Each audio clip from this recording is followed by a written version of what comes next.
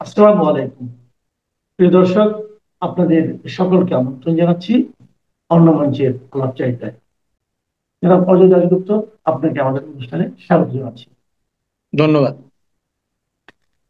জনাব অজয় দাশগুপ্ত, আপনি এগুলো সবই জানেন, আমি যেগুলো বললাম এগুলো সবই জানেন, কারণ আজকাল তো আপনার অনলাইনের মাধ্যমে মুহূর্তে সব খবর চলে যায়। তো আমি যে জিনিসটা শুরুতে বললাম যে একটা আলোচনা হচ্ছে যে কি হতে পারে, আজকে এই ঘোষণাতে কি কি থাকতে পারে, এটা নিয়ে যেমন আলোচনা হচ্ছে, আবার তেমনি আলোচনা হচ্ছে যে এক বছরে আমরা কি পেলাম। এক বছর আগে আমরা যে জন্য আন্দোলন করেছিলাম, এই যে আমরা গণতন্ত্রের পথে যাব, সেই গণতন্ত্র আপনি সামনে দিয়ে কতটুকু দেখতে পাচ্ছি আমরা। এর মধ্যে আপনি খেয়াল করেছেন গতকালকে একজন উপদেষ্টা মাহফুজ আলম, উনি তথ্য বিষয়ক তথ্য মন্ত্রণালয়ের দায়িত্ব প্রাপ্ত উপদেষ্টা, উনি আবার এই গণতন্ত্রের যে প্রত্যাশা আমাদের, তার মধ্যে উনি আবার 1-11 সে পদধ্বনি শুনতে পাচ্ছিলেন এবং ওনার শোনার কথাটা উনি আমাদেরকে জানিয়েছিলেন। আবার দেখলাম কিছুক্ষণ পরে সেটা মানে উনি তুলেও নিলেন। এই সব মিলিয়ে আপনার অভিব্যক্তিটা কি দূরে থেকে? আহ, আজকে আসলে আপনি যেটা বললেন যে বাংলাদেশীদের জীবনে একটি গুরুত্বপূর্ণ দিন এই কারণে যে যাকে আমরা কওমি জননী, মাদার অফ হিউম্যানিটি, তারপরে ধরেন যে বঙ্গবন্ধু কন্যা হিসেবে তার একটা স্বীকৃতি, সবকিছুই ছিল। হ্যাঁ, এত কিছুর পরও আপনি যেভাবেই বিষয়টা দেখেন না কেন এবং কমেন্টসে আমাদেরকে যেভাবেই গালাগালি করেন না কেন, সত্য হচ্ছে তাকে পালিয়ে যেতে হয়েছিল। এখন আপনি যদি এটাকে দেশত্যাগ বলেন তাহলে আপনি কিন্তু মিথ্যা বলছেন এই কারণে দেশ থেকে তিনি চীনে গেছিল, ওইটা এক ধরনের দেশত্যাগ বা দেশ থেকে ফিরে আসার জন্য গেছিল, কিন্তু এইটা তো পালিয়ে যেতে বাধ্য হয়েছিল, ঠিক না? এই এই বাস্তবতাটাকে স্বীকার করে তাদেরকে রাজনীতি করতে হবে। গোয়ার্তুমি করে যে দেশত্যাগ করেছে, পালায় নাই। এবং আজকে সকালবেলা আপনি যেটা বললেন যে যেভাবেই হোক সত্য মিথ্যা তো নির্ণয় করা খুব কঠিন। রাষ্ট্রপতির নামে একটা বিবৃতি আমরা দেখতে পাচ্ছি কিন্তু সামাজিক মিডিয়ায়। উনি বলছেন যে সকল ফেসিবাদের কবর দিয়ে জুলাইয়ের চেতনাকে সমুন্নত রাখতে হবে।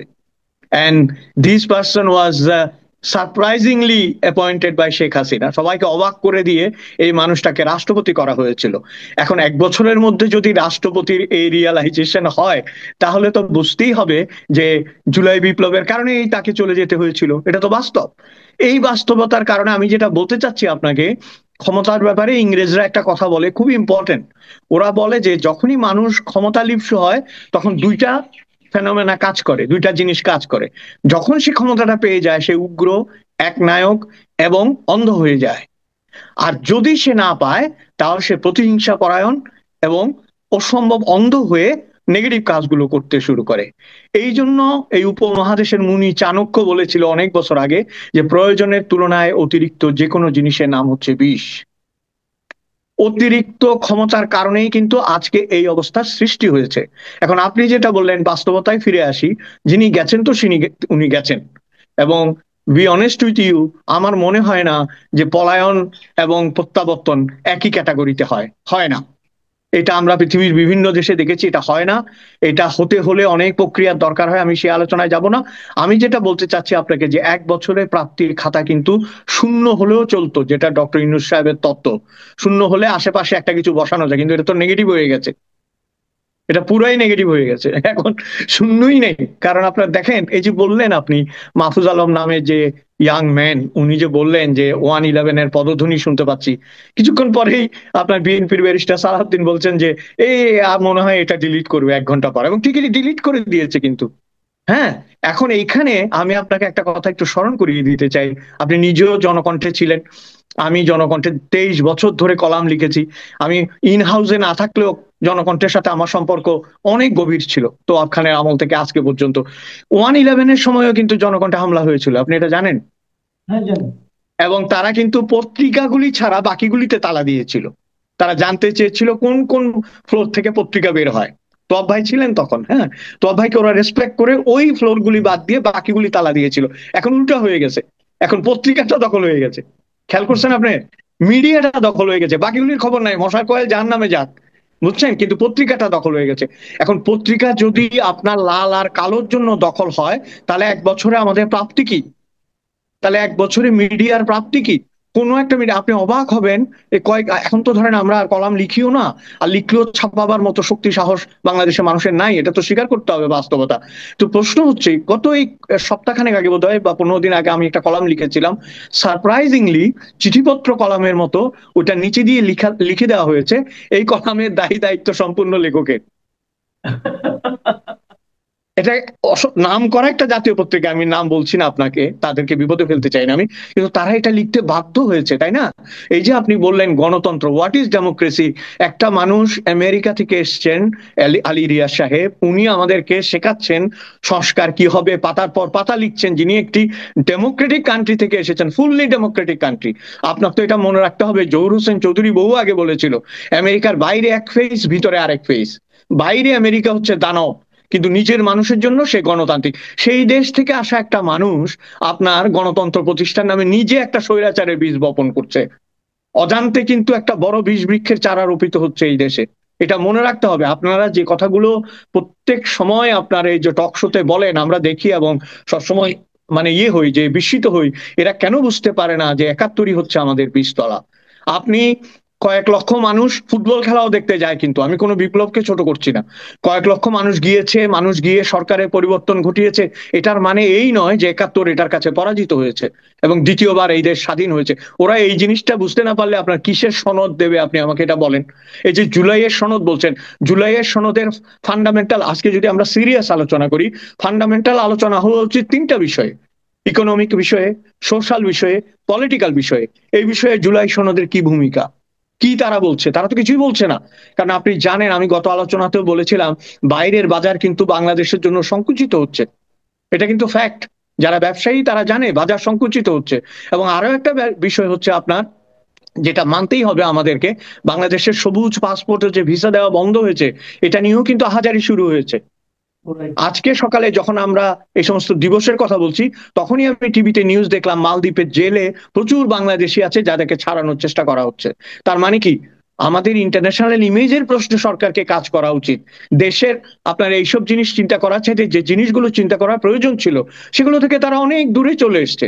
তাদের কাজ হচ্ছে বঙ্গবন্ধুর মূর্তি ভেঙে দেওয়া, বঙ্গবন্ধুর বাড়ি। এটা এটা অগাস্ট মাস, আমাদেরকে তো বলতেই হবে না, প্রত্যেক জাতির কিন্তু একটা হিরো থাকে। আপনি দেখেন, ভারতে বিজেপি ক্ষমতায়, যারা গান্ধী বিরোধী একটা দল, কিন্তু তারা গান্ধীকে অসম্মান করে না। পাকিস্তানে যে দলই ক্ষমতায় আসুক, জিন্নার অস্তিত্ব নিয়ে সংশয় প্রকাশ করে না। কিন্তু আমাদের তো এসেই উনার মাথায় জুতার বাড়ি থেকে পেশাব করে দেওয়া থেকে হেন কোনো অপকর্ম নাই যেটা অগাস্ট মাসে করা হয়নি। তো এই বিপ্লবকে আপনি কিভাবে সুস্থভাবে সমর্থন করবেন, এটা তো আমার মাথায় ঠিক ঢুকতে পারে না। যে এটা খুবই, আসলে আপনি যে কথাটা বললেন, এটা আসলে খুবই একটা মানে মর্মান্তিক ব্যাপার। যে প্রত্যেক জাতির একটা হিরো থাকে। আমরা আমাদের যে সকলের মনে যে নায়ক আছে, তাকে ধ্বংস করার জন্য, তাকে অপমান করার জন্য আমরা কিন্তু উঠে পড়ে লেগেছি। আপনি খেয়াল করবেন নিশ্চয়ই যে কুষ্টিয়াতে ইসলামী বিশ্ববিদ্যালয় একটা হল, তার নাম ছিল বঙ্গবন্ধু নাম। এখন বঙ্গবন্ধুর নাম সরিয়ে সেখানে বসানো হয়েছে শাহ আজিজুর রহমানের নাম। আপনি চিন্তা করতে পারেন, এটা যতবার আমি মনে করি না, মানে আমার কাছে জানি কেমন লাগে যে আমরা কোথায় যাচ্ছি। তাহলে এটাই বোধ হয় একমাত্র আপনার আপনি যদি দেশটা কেমন চলছে যদি বুঝতে চান, তাহলে এটাই বুঝতে পারবেন আপনি, যে বঙ্গবন্ধুর নাম সরিয়ে শাহজাদের নাম বসানো শুরু হচ্ছে। আমি আপনাকে শুধু একটা কথা বলতে চাই, ধরেন শেখ হাসিনা চলে যাওয়ার পরেও যে রিপারকেশনটা হয়নি বাঙালিদের মধ্যে, কারণ মিশ্র অনুভূতি ছিল। সকলেই বুঝতে পারতো যে একটা পরিবারতন্ত্র চলছে, এক ধরনের একটা মানে চাপিয়ে দেওয়া জিনিস চলছে। সবাই মুক্তি চেয়েছিল, হয়তো এভাবে নয় অন্যভাবে, কিন্তু চেয়েছিল।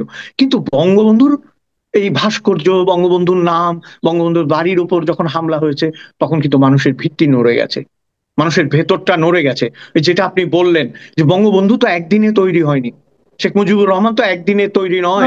আপনি বলেন দাদা অযোধ্যা, আপনাকে একটা কথা বলি, যে ঠিক আছে সরকার একটা সিদ্ধান্ত নিয়েছে, হাসিনা পরিবারের সদস্যদের নাম যেভাবে আর ঢালাও নামকরণ হয়েছিল কোনো সন্দেহ নাই, এগুলি বাদ দেওয়া ঠিকই আছে, আমি আমি এটাকে সাপোর্ট করি। কিন্তু বঙ্গবন্ধু কি হাসিনার পরিচয়ে পরিচিত? আমি তো সেটাই বলছি আপনাকে, যে এই মানুষটি, আপনি ধরেন এটা আমি কি বলবো, আইন কি বলে? আপনার ছেলে যদি কোনো ক্রাইম করে, আপনাকে অ্যারেস্ট করতে পারবে? আপনাকে তো অ্যারেস্ট করতে পারবে না। আপনি যদি ক্রাইম করেন, আপনার ছেলেকে অ্যারেস্ট করতে পারবে না। যার যার ক্রাইম, যার যার পুণ্য, এগুলো তো যার যার নিজের। বঙ্গবন্ধুর পুণ্য তো তার পাপের চেয়ে অনেক অনেক শক্তিশালী। তার ভুলের চাইতে অনেক বেশি শক্তিশালী তার ইমেজ, এবং সারা পৃথিবীতে তার একটা ইমেজ আছে। সেই ইমেজকে, বাঙালির তো আসলে আর কোনো ইমেজ নেই বাংলাদেশের বাঙালির, সেই ইমেজটাকে ধ্বংস করার জন্য উঠে পড়ে লেগেছে এরা। এটা কিন্তু মারাত্মক আপনার। এবং আপনি দেখেন, যেটা বললেন, শাহ আজিজ তো চিহ্নিত মানুষ। তিনি কোন পক্ষের মানুষ ছিলেন? তিনি আমাদের স্বাধীনতা বিরোধিতা করেছেন, হ্যাঁ তিনি প্রাইম মিনিস্টার হয়েছিলেন, কিন্তু তিনি তো আমাদের স্বাধীনতা এবং মুক্তিযুদ্ধের বিরোধিতা করেছিলেন। তার নাম দিয়ে কেন রিপ্লেস করতে হবে? এবং রিপ্লেসমেন্টের কারণটা কি? আপনি যেটা বললেন যে পরিবারের অন্যান্য সদস্যের নামে ঢালাও ভাবে করেছে, সেগুলো তোমরা পরিবর্তন করো, কিন্তু তোমাদের সেই সব পরিবর্তনের চাইতেও মূল লক্ষ্য হচ্ছে বঙ্গবন্ধুকে টার্গেট করা। এটার মানেই হচ্ছে যে মুক্তিযুদ্ধে অর্জিত যে বাংলাদেশ, যে হিস্ট্রি, যে আপনার হিরো, তাকে অপমান করা। এইটা তো আমরা আমরা অন্তত আমাদের জীবদ্দশা এটা তো মানতে পারবো না। প্রায় আমরা এই কথাটা বলি যে এখন যারা ইয়াং হওয়াটা খারাপ কিছু না, কিন্তু এইসব ইয়াং এর মাতা পিতাও হয়তো আমাদের বয়সী না, তারাও আমাদের চেয়ে বয়সে ছোট। তাহলে মুক্তিযুদ্ধ আমরা দেখেছি, তাই না? এবং 1971 সাল থেকে 1975 সাল পর্যন্ত সংগ্রামের যে বিশেষ দিকগুলো, সেগুলো আমরা দেখেছি। বাকশালও আমরা দেখেছি, তারপরে সে বঙ্গবন্ধুর প্রত্যাবর্তনও আমরা দেখেছি। এখন এরা যে জিনিসটা ভুল করছে, বঙ্গবন্ধুর কিন্তু আমার ব্যক্তিগত মতে তিনটি সত্তা আছে। তার একটি সাংস্কৃতিক সত্তা আছে, তার একটা জাতীয়তাবাদী সত্তা আছে, তার একটা রাজনৈতিক সত্তা আছে। আপনি তার জাতীয়তাবাদী এবং সাংস্কৃতিক সত্তাকে কিভাবে অপমান করেন? সাংস্কৃতিক সত্তা বলতে আমি বোঝাচ্ছি, বঙ্গবন্ধু কিন্তু নিজের উদ্যোগ নিয়ে জাতীয় সঙ্গীত করেছিল, রবীন্দ্রনাথকে, নজরুলকে জাতীয় কবি করেছিল। আপনি তাকে কিভাবে এভাবে অপমান করেন? এটা তো আপনি ভবিষ্যৎ যে প্রজন্ম, তাদের কাছে একটা অসম্ভব খারাপ দৃষ্টান্ত রেখে গেছেন। এবং এটা মনে রাখতে হবে, এই কনসিকুয়েন্স আপনি এড়াতে পারবেন না। একদিন যে আপনাদের মূর্তি বানিয়ে জুতো দিয়ে পেটাবে না, তার কি কোনো গ্যারান্টি আছে? তার কোনো গ্যারান্টি আছে? এতে মানুষ হয় কি জানেন, আমাদের গ্রামে প্রবাদ আছে না, যে এই দিন দিন নয় আরো দিন আছে। যে এই কথাটাও যদি আমরা ভুলে যাই আমরা জীবনযাপন। একটা কথা বলি আপনাকে, আজকে যে জিনিসটা হচ্ছে, যে যেটা একটু পরে ঘোষণা করা হবে, এই জুলাই ঘোষণাপত্র। এখন জি। জুলাই ঘোষণাপত্র অনেকে বাংলাদেশের মানুষ শুরু দিয়ে বেশ কনফিউজ ছিল, যে জুলাই ঘোষণাপত্র, জুলাই সনদ, এই দুটো দুটো কি জিনিস, অনেকে বুঝতো না। ঠিক আছে, পরে আমরা বুঝতে পারলাম যে গত বছরের জুলাই মাসে যে সমস্ত কর্মকাণ্ড হয়েছিল, তার মধ্যে অনেকগুলোই হয়েছিল আইন না মেনে। সেগুলো যাতে পরবর্তী সময়ে কোনো প্রশ্নের মুখে না পড়ে, সেই জন্য গত বছরের জুলাইকে এক ধরনের স্বীকৃতি দেওয়া, বলা যে, এবং এটা নিয়ে এনসিপি দাবি করছে এটাকে আইন করতে হবে, এটাকে সংবিধানের পার্ট করতে হবে, সংবিধানের অন্তর্ভুক্ত করতে হবে। সংবিধান কি এই ধরনের জিনিস করে? আমাদের স্বাধীনতার ঘোষণাপত্র তো আমাদের সংবিধানের পার্ট হয়নি, কিন্তু তফসিলে চলে গেছে। হুম। তো এটা নিয়ে আলোচনা হচ্ছে। বাট আমার প্রশ্নটা অন্য জায়গায়।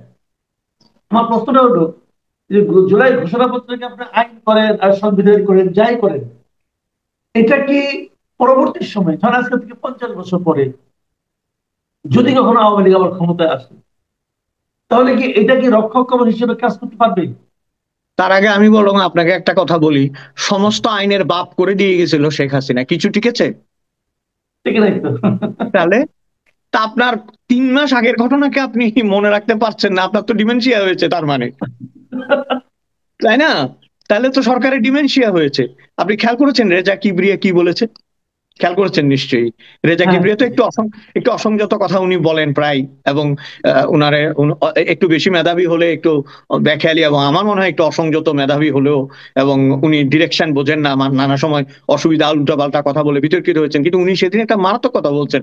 বলছে, আমি এটা অনেকদিন পরে এই শব্দটা শুনলাম, বলছে নিম্নজাত প্রাণী। নিম্নজাত প্রাণী আসিফ নজরুল থাকলে ফিউচার ইজ গন। উনি পরিষ্কার করে বলছে নিম্নজাত প্রাণী। তা আমি আপনাকে বলছি, আইন করে আপনি কি করবেন? আপনাদের বিষয়ে মানুষের কি কনসেপ্ট, মানুষের কথাবার্তা থেকেই তো বেরিয়ে আসছে। এবং আমি একটা কথা এখানে ক্লিয়ার করি মাসুদ ভাই, সেটা হচ্ছে জুলাই সনদ আসলে একটা জগা খিচুড়ি। জগা খিচুড়ি এই জন্য, দে আর নট ক্লিয়ার। এখানে রবীন্দ্রনাথকে কোট করতে হচ্ছে। রবীন্দ্রনাথ বলছিল যে যে যত জটিল, তার সৃষ্টি তত জটিল। যে যতটা বুঝতে পারে না, ততটাই জটিল করে ফেলে। আসলে ওরা ক্লিয়ার না, ওরা কি বলতে চাচ্ছে। হ্যাঁ, ক্লিয়ার না বলে দেখবেন কিভাবে এটা রক্ষা করবেন আপনি। কথা হচ্ছে, জুলাইতে একটা মার্চ আপরাইজিং হয়েছিল, ডেফিনেটলি একটা মার্চ আপরাইজিং হয়েছে, জনগণের একটা ইয়ে হয়েছে, লক্ষ লক্ষ লোক বেরিয়ে এসছে, গণভবনকে ঘেরাও করে ওখানে ঢুকে গেছে, এগুলি সবই সত্য। কিন্তু আপনি এগুলির বেসিসে দুই একটা পয়েন্টে আসতে পারতেন, যে ফেসিজমকে আমি রোধ করব, যেটা বলছে অবশ্য ওরা, কিন্তু বললে কি হবে, তার কোনো কার্যকর কোনো পদক্ষেপ নাই আপনার। কার্যকর পদক্ষেপ যদি থাকতো, তাহলে মিডিয়াগুলো কথা বলতে পারছে না কেন? লাল কালো ভাগ দিয়ে মিডিয়া দখল করা হচ্ছে কেন? এবং আমি কার একটা স্ট্যাটাসে দেখলাম, ভালো বলেছে কিন্তু, বলছে এরপরে যদি প্রথম আলো এবং ডেইলি স্টারকেও হাউসকে যদি রেট করা হয় এবং আহ, আপনার কি বলে যে দখল করা হয়, দেন ইজ ফিনিশ, তার মানে মিডিয়া ফিনিশ। না, একটা ইন্টারেস্টিং বিষয় কিন্তু দেখেন, একটা মিডিয়া ভবন আপনি দখল করে দিলেন, জবরদখল করলেন। জি। তারা বলছে আমাদের চাকরি করছে, অমুক করছে, তমুক করছে। তো এখন ধরেন আমাকে একজন লোক মারলো, চোর থাপ্পড় মারলো, আমি আহত হয়েছি, দুঃখিত হয়েছি, আমি এর বিচার চাই। তো বিচার চাওয়ার জন্য আমি কার কাছে যাব? থানা পুলিশের কাছে যাব, অথবা আদালতে যাব। অবশ্যই। এখন আমি কি তার বাড়ি দখল করে ফেলবো?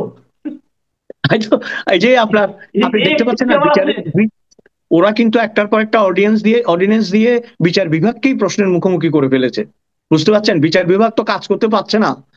আইন, শাসন, বিচার, এই তো তিনটা বিভাগ, তাই না? তো রাইট, আইন রাইট। বিভাগ তো অনেক আগেই লুটিয়ে পড়েছে, ওখানে তো ঢুকতেই পারছে না। এবং আপনি ইন্টারেস্টিংলি আপনি যখন কথাটা তুললেন, স্বরাষ্ট্রমন্ত্রী না আপনার, হ্যাঁ, স্বরাষ্ট্রমন্ত্রী, প্রাক্তন স্বরাষ্ট্রমন্ত্রী এবং শেখ হাসিনার জন্য একই আইনজীবী নিয়োগ করা হয়েছে। এখন আমরা আইনের লোক না, কিন্তু একটা জিনিস আমরা বুঝি না, যিনি সরাসরি শেখ হাসিনার কারণে এই কাজগুলি করেছে বলবে না, আবার উনি যখন শেখ হাসিনার পক্ষে দাঁড়াবে তখন উনি বলবেন, তাহলে বিষয়টা কিরকম দাঁড়ালো? আপনি একজন আইনজীবীকে অ্যাপয়েন্টমেন্ট দিচ্ছেন ওনাদের দুইজনকে ডিফেন্ড করার জন্য, এইটাই তো প্রমাণ করছে যে আসলে ভিতরে কিছু নাই, ডিফেন্ডিং এর কিছু নাই, আসলে কোন রাস্তায় রাখছেন না আপনি। এগুলো তো ধরেন, এগুলো কথা বলবে একদিন, একদিন কিন্তু কথা বলবে। কারণ বাংলাদেশের ইতিহাস আমি বারবার বলছি, একজন মানুষ উচ্চশিক্ষা কনসেপ্টে অনেক ঘাটতি থাকে, ওনারা মানুক আর নাই মানুক, ওনারা সোশ্যাল সায়েন্স এবং ফিলোসফিক্যাল অনেক বিষয়ে ওনাদের ঘাটতি আছে, কারণ ওনারা কনসেন্ট্রেট করে একটা একটা জায়গায়। এখন যারা অর্থনীতিতে কনসেন্ট্রেট করে বিদেশে অনেক নাম করেছে, কিন্তু নামেরও তো কোনো নমুনা পাই না, যেই দেশে যায় সেই দেশের সাথে বিজনেস ক্যান্সেল হয়ে যায়, তাহলে নামের কি মূল্য রইলো? ওই যে গান আছে না, নামের বড়াই করো না কো, নাম দিয়ে কি হয়? নামের মাঝে পাবে না কো সবার পরিচয়। নামে তো কাজ হচ্ছে না। কাজ হলে আমরা বুঝতাম যে নাম ভারী, নামের শুধু ব্যক্তিগত কাজ হচ্ছে, কিন্তু সমাজ আর রাষ্ট্রের কাজ তো হচ্ছে না। এটা আচ্ছা, দুঃখজনক একটা এটা। একটা একটা প্রসঙ্গ, আমি যেহেতু মিডিয়ার কথাটা আসলো, আমি আরেকটা প্রসঙ্গ নিয়ে কথা বলি। যে আপনি দেখেন যে এই জনকণ্ঠ নিয়ে যে ঘটনা, বাংলাদেশের আরো অনেক বড় বড় মিডিয়া আছে, তারা কিন্তু এই ব্যাপারে কোনো উচ্চ বাচ্চই করছে না, তাদের ভূমিকাও বুঝতে পারছি না। এটা আপনাকে একটু অবাক করে না? অবাক না, আমাকে ক্ষুব্ধ এবং হতাশ করে। কারণ আপনার আগে যেটা হতো, যে কোনো বিষয় হলেই কিন্তু একটা জয়েন্ডার বেরোতো, সবাই মিলে সই করে একটা বিবৃতি দিত, একটা সভা হতো, এই হতো। কি এমন মানে জাদু মন্ত্র যে আছে? আমার কি মনে হয় জানেন, আমার যেটা মনে হয়, সকলে যার যার অস্তিত্বের জন্য সংকটে আছে। এক হচ্ছে ফিজিক্যাল অ্যাসালমেন্ট, শারীরিক ভাবে লাঞ্ছিত হবে, মারামারি হবে, তারপরে ঢুকে দখল করে ফেলবে, এবং পুলিশ মিলিটারি এখানে কোনো কাজ করবে না। যেখানে তার মানে কি, তার মানে ল এন্ড অর্ডার কাজ করছে না। এর চেয়ে বড় ব্যর্থতা তো আর কিছু হতেই পারে না। ল এন্ড অর্ডার যদি কাজ করতো, নিশ্চিতভাবেই প্রতিবাদ হতো এবং নিশ্চিতভাবেই মানুষ দাঁড়াতে পারতো। না দাঁড়াতে পারে কিন্তু, আবারও বলছি, এই 2-3 মাস আগে থেকেও শিক্ষা নিচ্ছে না কিন্তু। মানে আপনার গত জুলাইয়ের 1 মাস আগেও কেউ ভাবে নাই যে এইভাবে প্রতিবাদ হতে পারে এবং এইভাবে আওয়ামী লীগের পতন হতে পারে, কিন্তু সেটা হয়েছে, হয়েছে। কাজে আবার যে অন্য একটা হবে না, আমি কিন্তু বলছি না যে আওয়ামী লীগ ফিরে আসবে। আওয়ামী লীগ তো ক্রমাগত ভাবে সাইবার দলে পরিণত হয়ে যাচ্ছে, কিন্তু মাঠে যারা আছে অন্য কেউ বিকল্প, তারা যে আসবে না তার কি কোনো গ্যারান্টি আছে? মানুষকে তো বাঁচতে হবে, তাই না? এবং জি, জি, এখানে জি। একটা কথা বলতে বাধ্য হচ্ছি আমি, বলা হয় যে দেয়ালে পিঠ ঠেকলে মানুষ রুখে দাঁড়ায়। এখন বাঙালির মুশকিল হচ্ছে আবেগে ওই দেয়ালটাও ভেঙে ফেলছে, এখন যতই পিছনে যায় আর দেয়াল নাই, দেখবেন বঙ্গোপসাগরে গিয়ে পড়বে, তারপর উঠে আসবে। এই হলো আমার ধারণা। জি, জি, অনেক ধন্যবাদ জনাব অজয় দাশগুপ্ত। আপনি ভালো থাকবেন। আপনার জি। প্রিয় দর্শক, আপনারা শুনলেন আহ, জনাব অজয় দাশগুপ্ত অস্ট্রেলিয়া থেকে আমাদের সঙ্গে যুক্ত হয়ে আমাদের দেশ নিয়ে এমন কিছু কথা বললেন, যেগুলো নাকি আমাদের বলা উচিত ছিল, কিন্তু আমরা প্রায় বলতে ভুলে যাচ্ছি। কেন ভুলে যাচ্ছি? এটাও নিজেকে আমার মনে হয় এই সময় প্রশ্ন করার সময় এসেছে। আবার কথা হবে। ভালো থাকবেন সবাই। আল্লাহ হাফেজ।